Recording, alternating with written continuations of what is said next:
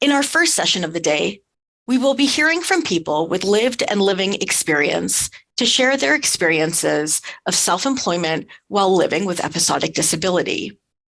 The speakers are LeClair, Christina Chan, and Raheme Perry. LeClair, who uses they, them pronouns, is a neurodivergent, interdisciplinary artist and advocate for disability rights. Through their work in the arts, writing, and performance, they strive to raise awareness about disability and accessibility rights, queer politics, destigmatizing mental health, and addressing current humanitarian issues. With a deeply community-focused approach driven by commitment to mutual aid and community care, LIS draws inspiration from their own lived experiences, as well as the stories and experiences of their communities. Their aim is to create works and environments that encourage viewers to witness, learn, and understand the realities faced by marginalized groups and individuals. Christina Chan, who uses she and her pronouns, is a community acupuncturist, community organizer, educator, rider of many things with two wheels, martial artist, immunocompromised lupus survivor, and high-functioning spoonie. Christina is a registered acupuncturist at the Canadian College of Acupuncture and Oriental Medicine. Active in the community, she is passionate about using acupuncture as a tool for positive change through providing outreach, increasing accessibility, and bringing the practice back to its traditional roots. She continues to explore her own personal experiences as a woman of color living with chronic illness. Community organizer and founder of an unorthodox social enterprise in Lekwungen territories, otherwise known as Victoria, BC. Raheme Perry, who uses he, him pronouns, is a queer person of color diagnosed with chronic schizophrenia and depression. He has experienced many challenges navigating treatment and care for these conditions. Raheme is no stranger to stigma and has experienced bullying and harassment because of a diagnosis that very few people can comprehend. Raheme launched Peer Stories, first named Lead with Hope, with funding from the Community One Foundation to destigmatize mental health and offer support and resources to people who have experienced similar mental health challenges. In the past year, he has hosted wellness workshops and developed multiple websites from cosmetics to social services and construction. Raheme's hope is that through sharing his lived experience, others who experience similar mental health challenges might see their reflections in his story and that this creates a sense of community. Melissa Egan, National Lead of Episodic Disabilities at Realize, will moderate this session. Over to you, Melissa. Thanks so much, Jennifer. Hello, everyone. It's great to be back on day 2. Here we are. So today is about highlighting the experiences of people who live with episodic disability, what we often call employees. This is a summit about episodic disabilities and employment. But in this session, we are going to be highlighting the experiences of people who are self-employed, folks who have taken that employer-employee relationship and just said, you know what? I'm going to be my own boss. I'm going to work it out for myself. Thank you to Jennifer for the excellent introduction. I would like to invite our 3 speakers to turn their cameras on so folks can see you as you give us your story. First, so that I don't talk too much, I am going to hand things over to LeClair. Go ahead, Liz. Hi, can everyone hear me okay? Yeah, beautiful. Hi, everyone. Thank you for coming out and listening to some stories today. My name is Liz. As Melissa said before, I go by they, them pronouns. I'm an artist and an advocate for disability rights, and I'd like to start by saying thank you to the whole team at Realize. To everyone on screen, to all of the interpreters, to everyone in the background who you can't see is doing a lot of work to make this summit come to life. You all are doing really important work, and I'm very grateful to be a part of it. Okay, so my story starts 2 months earlier than it was supposed to. I was 4 weeks premature, and while that made me oh so tiny and oh so adorable, it was the start of my disability journey. In the very early weeks, doctors labeled me a failure to thrive. I had underdeveloped lungs, I had underdeveloped gut, a weakened immune system, as well as many other unseen disabilities, which will continue to show up and progress throughout my life. Age 4, my first business venture, lemonade stand. Except for there wasn't actually any lemonade. It was cups of really, really cool rocks and sticks and pine cones I'd carefully collected, because why wouldn't you want cups of nature? I could do anything. The world was my oyster. I'm 4. Age 5, I'm going to be a figure skater. I can go really fast backwards. I can almost do a twirl with one leg. One day I'm going to be faster than the skating person on TV. Age 6, I'm going to be a soccer player. I got my first goal today. It was accidentally in my own net, but everyone cheered for me, so I think it counts. Age 7, I used to be good at math. I'm not really sure what's happened. I heard my mom say she's noticed changes. I think I'm different from before. My friend didn't mean to really close the door on my head. I mean, she didn't see that my head was stuck out. She was just trying to close it, the door, the big SUV door, accidentally closed it right into my head. I got a teddy bear in the ambulance at least. I wonder if this mark on my head will stay. The scans were noisy. Mom is having to reteach me everything. This feels funny. I feel fuzzy. Why can't I remember? Mom looks worried. The numbers don't look the same. I used to be good at math. Are the numbers ever going to come back? Age 10. I wait for this festival all year. It's a water festival at the zoo. They have all these different water contraptions, and you get to learn about all these water system things and how toilets really flush and how rivers work. I get to run around and see anything I want. That was the very last day I was able to walk without any pain. I won't be diagnosed with what I have till I'm 17, but hey, we're not there yet. Age 11. I can't wait to be a dancer. I finally have my plie perfect. I've been practicing all my steps at home, and I think I could be really good. Mom is taking a really long time in the meeting with Miss Bell. I wonder if she'll finally let me wear a black leotard. I hate pink. I look like a pencil eraser. Age 11 and a half. They told me I can't be a dancer. There's something really wrong with my feet, apparently. I mean, I know they're sore all the time, but I can do stuff. I don't know, I'm fine. They're telling me I'm gonna have to start wearing leg braces. I don't get it. I'm fine. I can be fine. Age 12. I heard a man say something really weird today. There was a lady in a wheelchair over by the bus stop. I really liked her hat. It was green. Green is my favorite color. Anyways, he said that people like her don't really contribute enough to society. He said that she's a leech. I don't really get it. Age 13. What if I'm a leech? Age 14. I'm going to be a chef.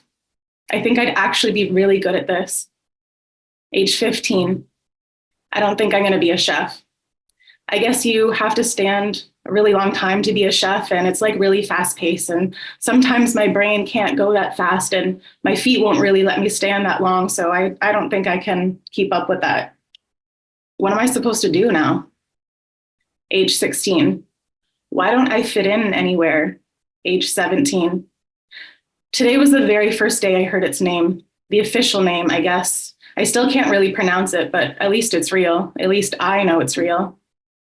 I wonder how old I'll be when I'll stop being able to walk. I hope it's a long time. Age 18. Why don't I fit anywhere? Age 19. I had an appointment with my doctor today. She's pulling me out of school. Apparently my health can't keep up. I didn't even know she could do that. I can't drop out of college. No one will hire me. What am I supposed to do now? Age 20. I didn't know depression was like this. Age 21. I can't leave my house.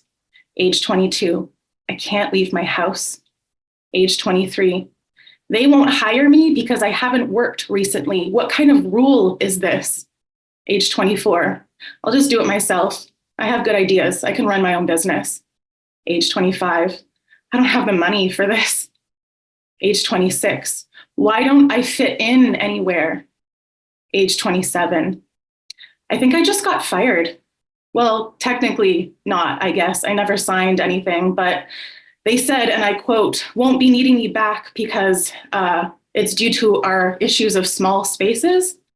It's because the store is too small and there's not apparently enough room for the chair that I need. Every store on that street is the same damn size. What am I supposed to do now? Age 28, it's gotten worse. I can't even rely on my body anymore. I think I have to leave my job. I can't leave my job. I'll never get another one. Something is wrong again. I think I have to make an appointment. Age 29, crying again, in relief, in grief, in anger, all of the above, probably. But damn, finally a doctor said it. A confirmation, a validation, finally. There is no fix, there is no cure, there is no walking this off. Is it weird that I'm smiling? I can see my grandma's blue earring flicker out of the corner of my eye as she reaches over to hold my hand in support. She loves blue. My mom is waiting in the car. I know both of their hearts are breaking. Age 29, wait. Age 29, fuck. Age 29, I'm not supposed to be here yet. Age 29, what am I supposed to do now? Age 29, okay. So we restart again. You got this. While the chronicles of my story is very much my own, it is not unique. It is not unique for a person with episodic disabilities to have to restart their life over and over and over again. Every move, every career choice, every class, every kind of relationship, every hope, every dream, reevaluated and restarted again and again, and usually not by choice. I have had so many different dreams, so many different career paths I wanted to venture onto, so many ideas. And with each year, it became more and more obvious that those dreams and those paths and those ideas were never going to be accessible to me, not with the way I was expected to live life, and not with the way the world and the workforce sees people with disabilities still. Can you imagine what that does to a child? Can you imagine what that does to a teenager? Can you imagine what that does to an adult?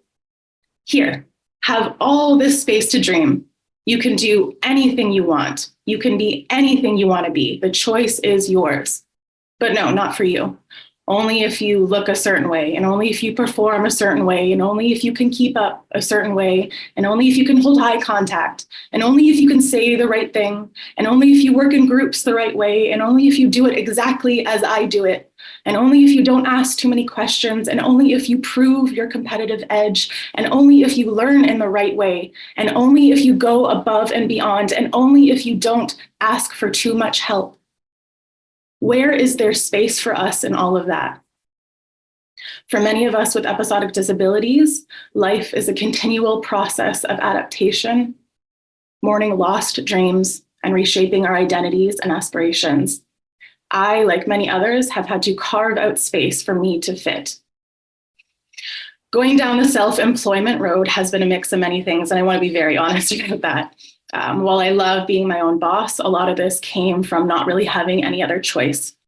Admittedly, this path for me is still very challenging. It lacks the financial consistency and the benefits that a traditional employment would. It often requires a lot of out-of-pocket expenses, and it can be kind of demanding, and it tends to go over a 9-to-5 schedule sometimes. And it is a continuous reminder of the barriers that exist for those who don't fit inside of the mold. But it allows me my autonomy. It allows me my freedom to be able to work in a way that works for me. It allows me the ability to make my environment safe. It allows me time to be able to take care of myself and all of my disabilities, because that in itself is a full-time job. It allows my work to be more authentic as I am able to recognize and hone in my individual skill sets. It allows me my dignity to not always have to disclose some of the most vulnerable parts of myself in order to be heard. It's hard, but I would pick it every time. Before I go, I want to invite a couple of questions for us to think about at some point today or tomorrow or next week. How can we as a collective create a world that not only recognizes but embraces the diverse needs of individuals with disabilities? How can we shape our workspaces and our communities so everyone has opportunities to sit at the table? How can we make choices every day to shift our mindsets of what we know, to actively seek and understand, and to have the willingness to listen and listen to experiences different from our own? I very much believe that having these kinds of conversations is a very powerful form of community care. And I hope that we can continue all of that outside of today. Thank you so much for listening. Thank you, Liz. That was moving and dramatic and just, yeah, thank you. Thank you. Thank you. Whew. Let's everyone take a collective deep breath. All right. We are going to hear from Christina Chan now. After everyone has spoken, we will engage in a discussion with our participants. However, I do invite our speakers to have a look at the Q&A box. There are a few comments there that you may like to read. Over to you, Christina. Hello, everyone. My name's Christina Ngoy-Man Chan. My pronouns are she and her. This has been an emotionally heavy process as I've never been asked to share my entire story about chronic illness and disability. I've done my best to keep this story to the essentials, but there's so much more than there is time to tell it. I'm also not a fan of public speaking.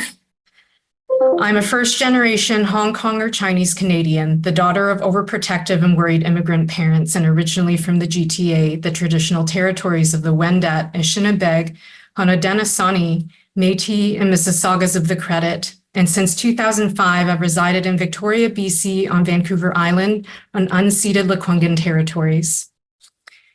I am a community acupuncturist, owner and operator of Heart Enhanced Health Collective, community organizer, educator, rider of many things with two wheels, martial artist, and immunocompromised high-functioning spoonie. As a woman of color and child of immigrants, survivor of chronic illness, I navigate a world that regularly reminds me that I do not quite belong anywhere. It has also been a full circle journey to reclaim my cultural traditions, as growing up, I was not always proud to be Chinese.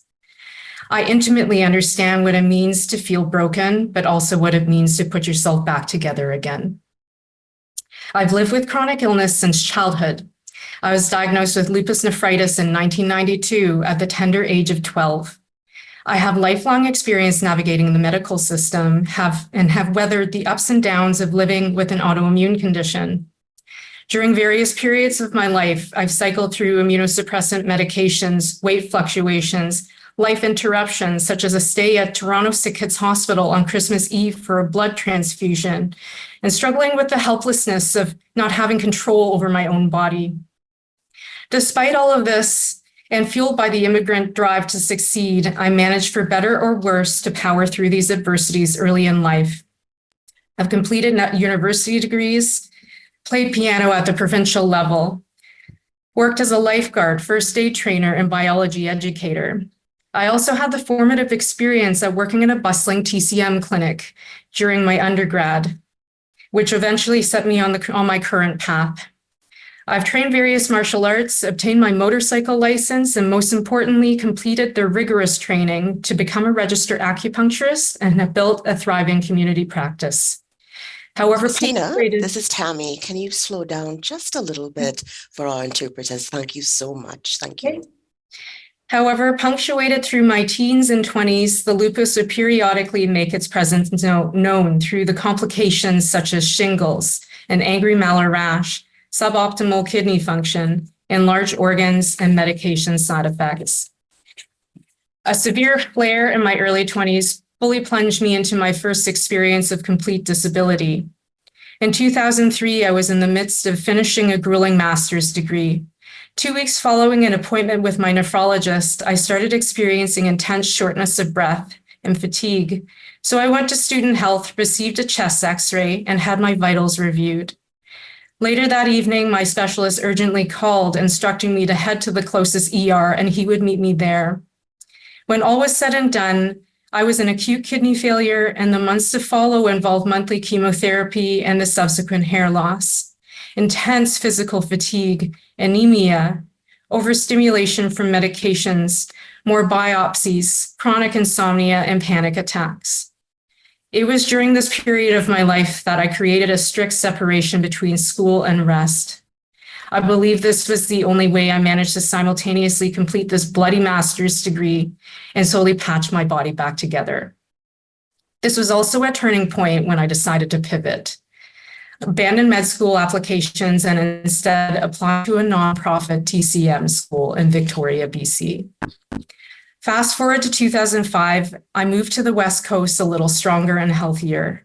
I'm voraciously absorbing everything my TCM training offers, opening my eyes to a different medicine, a softer, holistic way of viewing the human body in relation to climate, season, and time. It also felt like my childhood memories of weird smells from the kitchen, being ridiculed for school lunches, being told to avoid eating fried foods because yeet hate, and not going out with wet hair finally made sense. I was unknowingly embarking on a path in which the Chinese parts of myself were finally fitting in place. This was an exciting and very active period in my life, building community, getting back to physical activity, soaking up the Pacific Northwest beauty, training as an acupuncture detox practitioner, and becoming captivated by the community acupuncture model. It was also during this period that I had my final chemo infusion, and I grew tired and complacent about my lupus. I foolishly decided to take a good long vacation from specialist appointments and medications. In 2009, I became a registered acupuncturist and luckily already had employment lined up at the first community acupuncture practice in Victoria. For those who have never heard of community acupuncture, it is both a practice and business model where treatments are provided in a peaceful group setting at sliding scale rates. It is in contrast to the more common one-on-one private practice setting with much higher rates. I've always seen this model as a tool for positive social change, where individuals of all walks of life come together and receive affordable, accessible treatment, kind of like church, but with naps and needles. Community acupuncture was a natural and logical progression from my experience working in addictions recovery. By 2010, riding high on my first Balanced Methods acupuncture seminar, I opened my own community acupuncture practice, Heart and Hands Health Collective. I became part of a growing network of radical acupuncts and was fully focused on becoming the leanest, meanest poking machine I could be. With enthusiasm and tenacity, I stepped into the role of owner-operator of my tiny social enterprise. And 14 years later, Heart and Hands is still going strong. To this day, I still believe that community acupuncture can change the world. It is a means to transform the way we provide and interact with healthcare in our society. Life as an acupuncturist was full, dynamic, stressful, but exciting. Fast forward to November 2018. I step out of the shower and suddenly the entire left side of my body feels weak, heavy, and a diffuse tingling is felt through my arm and leg. I walk it off and decide to make an appointment with my GP. During my appointment, she runs through a typical neurological assessment and decides she'd like to refer me out for further investigation. I shrug it off, assuming it would take months before I hear from the specialist. On Christmas Eve, I get a call from Victoria General.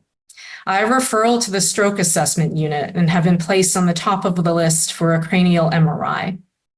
Little did I know what would follow was a year-long fall down the rabbit hole of medical chaos and eventually subsequent chronic disability. It was a mild day in January, so I decided to ride my motorcycle to Victoria General. I'm sitting in the waiting area, surrounded by other patients that were at minimum 30 years my senior. Thankfully, my neurologist is kind and patient, and she runs through a more specialized neurological assessment and reviews my MRI. A major branch of my right cerebral artery has atrophied, but because I'm young, my brain was able to regenerate smaller blood vessels to compensate. but the neurological episode I experienced in November was a mild stroke. Puzzled by why this would happen, and I had none of the usual risk factors, she ordered a ton of blood work and fluorescent MRI. At her next follow-up, she speculated that during a second shingles outbreak in 2012, the herpes zoster virus traveled into my brain and damaged the artery. She also strongly recommended I follow up with my nephrologist. She was concerned my lupus was active again. It's April 2019. I'm calling my coworker to cancel my clients for the day. A very rare occasion. I almost never miss work. I've been intensely nauseous and it's been coming out of both ends for half the night. After 48 hours of unrelenting nausea and vomiting, my partner takes me to the ER, my favorite place. I've experienced this in the past and was always discharged without any answers. High on Dilaudid, I managed to grab the clinician on shift and demand she order me an abdominal CT, and good thing she did. The results were so startling, I was immediately assigned a gynecologist, urologist, gastroenterologist, and my nephrologist was paged. The CT showed an unidentified mass in my right groin that was blocking the passage of urine from the right kidney. My poor right kidney was shriveled like a prune. My left was 3 times the size to compensate. The following 10 days were a complete blur of multiple sedations and being shuttled around the hospital. I underwent a kidney biopsy, endoscopy, had a renal stent implanted to relieve the blockage, as well as them having to start a procedure for implanting a nephrostomy bag, only to have it called off because my nephrologist misread the chart. I ended my delightful stay at Royal Jubilee Hospital by fainting in the bathroom because I was overprescribed antihypertensives, and I self-discharged myself because I had lost 15 pounds from a Jell-O-only diet. The months that followed were a never-ending treadmill of specialist appointments, diagnostics, and procedures. I underwent an exploratory laparoscopy, pelvic biopsy, and cystoscopy, all to determine whether this mass was malignant. Despite all efforts, the origin and composition of this mass is still unidentified, but being nameless, I decided to name the mass Gertrude, or Gertie for short. My urologist failed to inform me of the possible risk of pain and bladder spasms and bleeding that could result from the renal stent she implanted. I actually went back to the ER 24 hours after being discharged because I thought I was suffering from a severe UTI. But it was just simply bleeding from the stent rubbing on the inner wall of my bladder.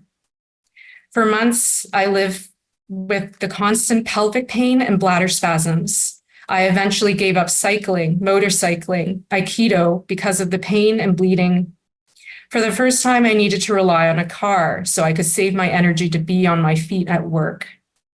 My life was small, limited, and exhausting.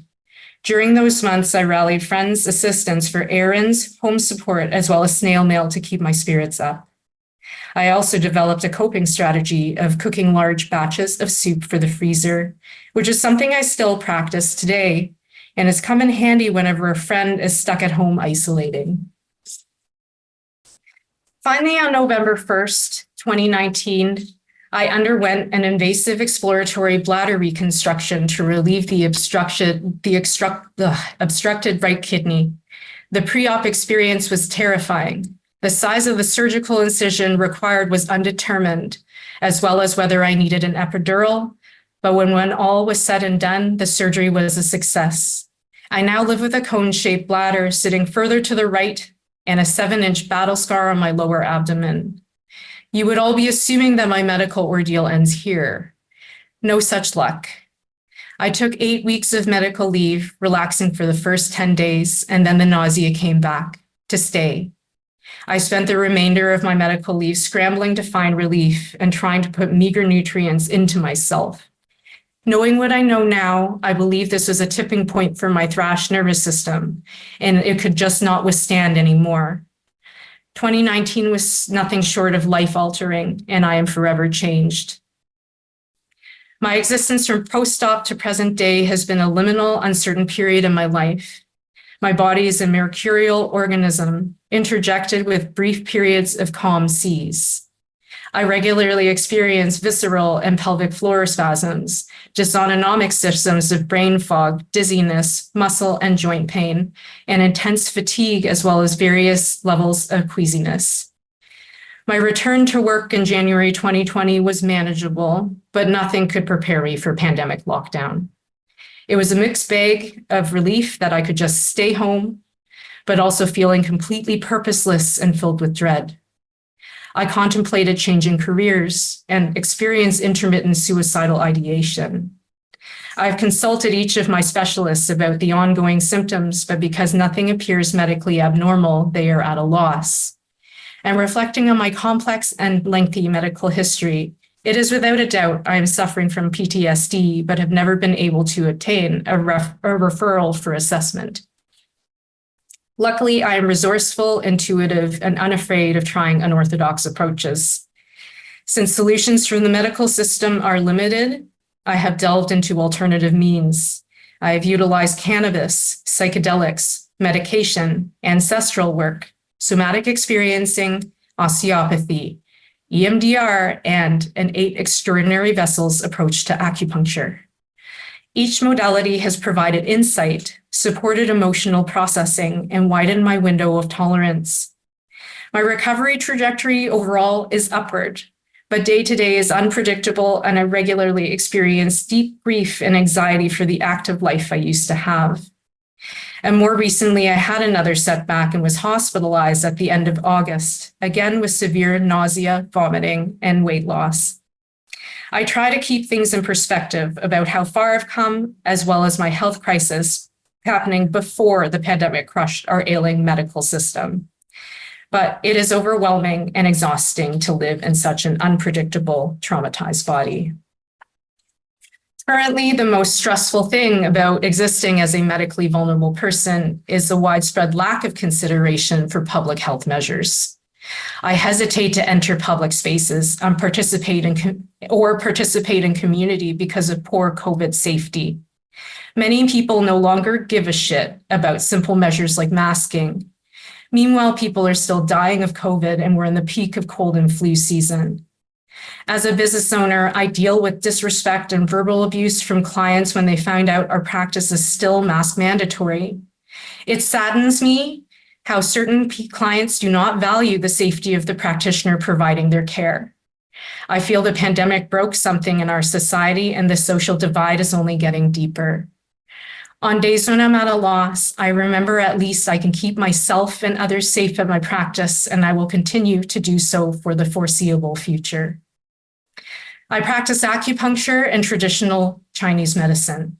Modalities that are profoundly innovative, have stood the test of time, survived brutal racism and xenophobia, and transcended cultural barriers. My practice is a bridge, like the hyphenation of my Chinese-Canadian identity, and it is how I straddle two worlds, two cultures. With the best of intentions, the practice of acupuncture is my honest expression and offering to the world of what it means to be a person of the Asian diaspora. Heart and Hands Health Collective is my body of work. It is my politics in action and an expression of disability and economic justice. The same way TCM continues to persist, it is the lens of how I wish to see the world and an embodiment of my grit, determination, and resilience. Thank you for listening to my story. Thank you so much, Christina. These stories are just so powerful for us to be able to hear and highlight on a day like this, in a summit like this. There are 325 people listening today. These are not unusual stories. They are the stories of the people who are living with episodic disability across the country and around the world. So thank you for your bravery and for your humor. Community acupuncture is church with naps and needles is probably the greatest description I have ever heard. I love community acupuncture. If you have never tried it, I encourage you to do that. Thank you, Christina. Our last speaker for this panel, before we get into some discussion questions, is Raheme Perry. I am going to hand it directly over to Raheme. Go ahead, please. Good afternoon, everyone. My name is Raheme Perry. I'm a 26-year-old Black queer youth living in Toronto, Ontario, and I'm currently diagnosed with chronic schizophrenia and depression. My diagnosis started when I was 16 years old. I started hearing whispers coming from different places in the house. When I walk outside, I would hear whispers of people talking about me, but my mom would reassure me that no one was talking about me. And then that's when I began to hallucinate. My hallucination took on the version of what you would see in the movie The Grudge. It was a pale person with hollowed eyes and a white coat, and she looked like a dead person, but I couldn't explain it to people that didn't see her. Everywhere I went, she would be there watching me as if she was judging me. And I tried to tell her to go away, but she wouldn't go away. It became to a point where she started talking to me, telling me that I should kill myself and that I wasn't worthy and that everyone hated me in life. And sometimes I used to take in accountability for those things, but it wasn't until it got serious and I started to see her daily. Like I would wake up in my middle of my sleep, and I would see her standing above me, looking down at me. And that's when I decided to ask my mom for help. Now, growing up in the traditional Caribbean household, mental health is looked down upon and is frowned upon highly. So usually when you're talking about mental health to Caribbean parents, you get the, you can handle it on your own, or you don't need to go to the hospital, because they have this kind of lens where they think that by bringing their child to the hospital, they're giving their child to the system that's going to only pump them with drugs and ruin their children. However, my mom saw the severity of my case and took me to the hospital. Now, in the hospital, there were many moments where I was admitted for long periods of time. What I got was usually a Form 4, which was for a month-long stay. And what was really demeaning and made me feel away was that every time I would appear at the hospital, whether it was for visits or to be admitted, I would hear the staff gossiping about me. They would say, "Hey, look, that's the schizophrenia kid. Oh, how can someone turn like that in 5 seconds?" They didn't understand my pain, but my mom always reassured me that they didn't understand. And how could they understand? There's not a lot of resources available. And my mom was struggling to find resources, even though the resources were available to her. We didn't have access to them. It's not that we didn't have access to those resources. They weren't advertised in our communities. And in our community, being in the northwest of Toronto, Rexdale, our community was very low income. There wasn't much social workers in the area that would advertise this to the community at the time. And this is what led me to a big depression in my life. However, as around 18 years old, I decided to change my life around because I was tired of being depressed. I was tired of looking down on myself, seeing that I wasn't able to function like other people. I started working for airlines, doing temp work in factories. I worked in the retail sector. I worked from some luxury stores. However, there was a lot of challenges for me in these environments that led me to become self-employed. It was my constant depression.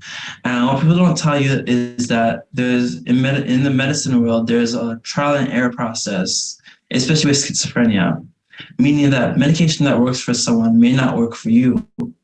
So while trying to find a job that suited me and trying to work, I was caught in a constant battle with finding proper medication that worked for me.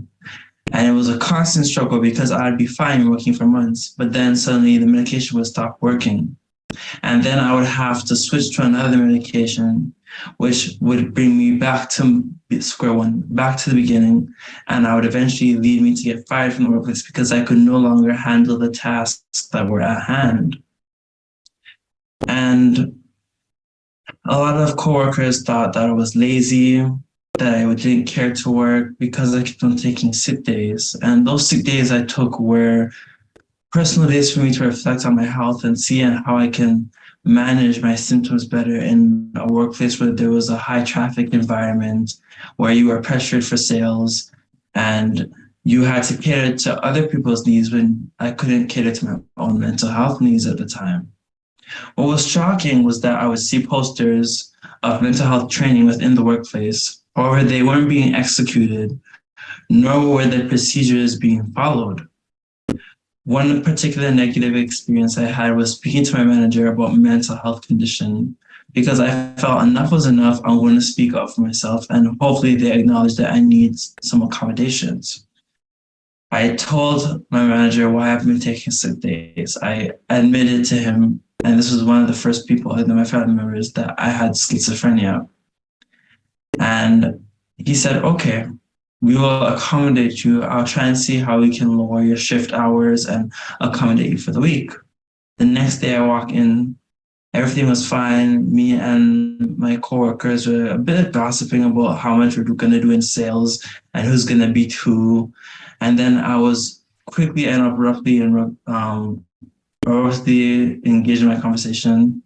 The manager came to me and everyone looked at me with disbelief, and he asked me to talk to me in the back of the office.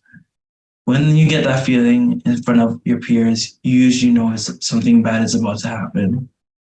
I was told that I was being fired. And I asked him why I was being fired. And he just told me that I wasn't making the right amount of sales, which was not true, because I was among my peers, I was the leader amongst the sales in the group of employees. However, he fired me on the spot. And in that moment, I felt inferior to my colleagues, no matter what skills I had, because I had to do a walk of shame holding in my tears. And the other staff couldn't believe it, because as I was highly valued, the manager didn't care about my mental health. And I just remember walking and my coworkers staring, being like, it's okay, just take time for yourself. And it was hard for me when I think the workplace could have done better to support me. There could have been a change of my schedule. He could have offered me different tasks. Instead, he chose the path of apathy, one you always see within different sectors. Fast forward to today, I'm an aspiring web developer that has created numerous websites for people in social services, cosmetics, fashion, construction, and I've launched a grassroots organization that started with the name Lead with Hope, but is now a nickname, Peer Stories. And I did an interview recently sharing my personal journey on coping with schizophrenia from a young age. And my hope is by sharing my story, I can connect and engage with others in communities like mine who don't have access to resources, and share with them that there is resources available to us. And sometimes it takes a lot of extra help and initiative from family and friends to really search for those resources, especially when the social workers in the community aren't giving us notice of these resources that are available to us. And I hope that by sharing my story, that other people have the confidence to share their story as well, and let others know that no matter where you come from, whether you come from a low-income neighborhood, a crime-driven neighborhood, that you are able to become so much more. Because what I've learned battling with chronic schizophrenia and depression is that I have a unique lens on the world, a unique lens that brings creativity that others may not see. It's what leads me to have a creative eye in website design. And for me, I never went to college or university to develop these skills. I was self-taught. However, I was able to land very high-paying jobs as a freelance web designer. And right now, my goal is to go back to school in September and really get the acknowledgement and certificate for those qualifications. And I want to leave this conversation with one question, just as the other presenters have, is that when you walk into a room, no matter what workplace you are in, lead with empathy. These people that you see suffering on the street, people you see suffering in hospitals, people you see suffering within your own family or homes, may not have the ability to comprehend what is going on. They might be stuck in their own world, what their lens of the world shows them.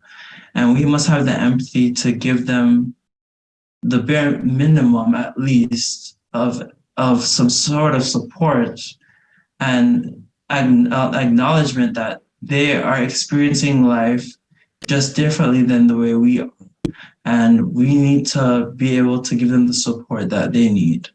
And I hope that you guys leave this panel knowing that there are others out there that are fighting in silence, and there are many people out there who are having the same symptoms as those people you see screaming on the street, unable to cope. However, they're just better at hiding it. So do not judge a book by its cover, because we are all capable of doing great things. Thank you. Thank you so much, Raheme. These are extraordinary stories, and yours is incredibly unique and really powerful. It is so brave for you to share that with us. So thank you. Thank you. I've had a request in the Q&A to facilitate a large collective breath. So if everyone could please just breathe in and breathe out. Listening to stories is a way for us to connect. And in that connection, we often feel very deeply for the people that we are listening to. So, thank you to each of our speakers for sharing their stories. We don't have too much time, and these are self-employed individuals, so they do need to go to work today. But I do have one question for everyone, and I'm going to start with Christina because we know that she needs to leave soon. The first question that I have for you today is, do you have one tip or recommendation to share with others who might be considering self-employment while they are living with an episodic disability? Christina. I actually have 4. And I will be quick. The first one is building community, because you never know who you will need to lean on. But more specifically, members of your community that have been active participants in your life during your disability episode, so that they've seen firsthand your struggle. The second is having a contingency fund in the event that you are unable to work. And during the pandemic, having the CERB was actually a lifesaver, because there aren't actually many resources to fall back on as a self-employed individual. The third is having clear boundaries of when you clock out for the day. So it is important that you finish and leave it until you start work again tomorrow. And the last, which has been really important for me, is maintaining regular self-care and healthcare to manage your symptoms and maintain quality of life. It is definitely an investment in your future self. Just ensures you can continue to be self-employed in the future. Thank you, Christina. Very helpful tips. I hope you have a fantastic day at work today. Thank you for being here with us. Okay, how about Liz? Tell us what you would love to share with people who might be thinking about embarking on self-employment while living with episodic disability. I really enjoyed that. Our answers were very similar. I would also say community. I think finding community of people who get you and who see you, as well as community within whatever field you're hoping to embark on, is very, very important. I think you need people in your court that has your back and that know you, and you also need people in your court who know about the business that you're going into and all these things that you're starting to learn. I think that is the biggest thing. I think also one of the biggest things is take time to get to know yourself. I think, especially as someone with disabilities, we have a lot of people out there who project a lot of things onto us who don't really know us very well, or know our capabilities, or know what we're able to do. We know that, but sometimes we don't remember that. So take time with yourself to sit with yourself and write those things out. Ask a friend what they are. Listen to music and give yourself a little date night and just like really connect with that part of you, because that part of you is what will bring you forward into everything else in life, but especially in like self-business. Thank you, Liz. Thank you. And finally, Raheme. What recommendations do you have for folks who might be starting their self-employment journey? Well, first, I believe you need to find your passion. What is it you want to do and achieve? And a lot of us don't have resources to access the communities that of the jobs our career paths we want to achieve or want to progress in. So do your research online and do thorough research. Read some books that go along with the business venture you're trying to indulge in, and really become your own expert. Like I said, I was self-taught, and that was just by learning online and taking the time and space to learn for myself what it is I needed to do. And if you do find community, that is a great help as well, because they can interact with you and give you resources that you may not have known. Sometimes you have to research online for those same resources and community to find your peers, so to speak, that are engaging in the same thing you are doing. Thank you, Raheme. You have shared with us a brief interview that you did, and I am just popping it into the chat for everyone to see now. Hopefully, you will have quite a number of people who have a chance to witness that interview as well. So thank you for that. Yes, and I have one more thing. Yes, of course. I asked the question about peer stories. It's currently under development, but if you follow me on Instagram at the Raheme or visit my website at raheme.com, you can get some up-to-date information on what I'm doing. Thank you. Excellent. Thank you. We do have to keep moving along today so that we don't fall behind, and so that all of our speakers have the amount of time that they have been given.